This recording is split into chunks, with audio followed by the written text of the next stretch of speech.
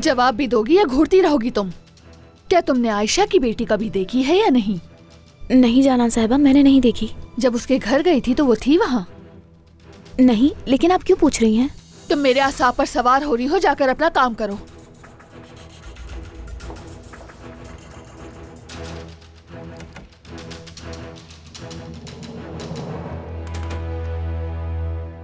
जब इन्हें पता चलेगा कि सबा ही आयशा की बेटी है तो क्या करेंगी?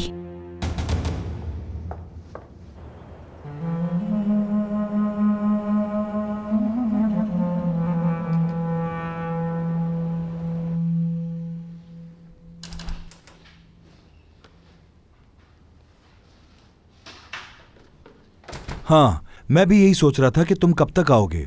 मैंने देखा तुम दोनों बाहर साथ गए थे। क्या घर के बारे में कोई बात है? हसन, अब जब तुमने देख ही लिया है तो मैं तुमसे बिल्कुल भी झूठ नहीं बोलूंगा।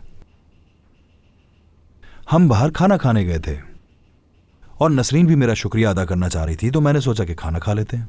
अब उसको मना नहीं कर सका तो और क्या करूं। बस इतनी सी बात थी। समझ गया। तो गए कहाँ थे तुम लोग? साहिल पर खाना खाने गए थे। कबाब की दुकान पर गए? बिल्कुल।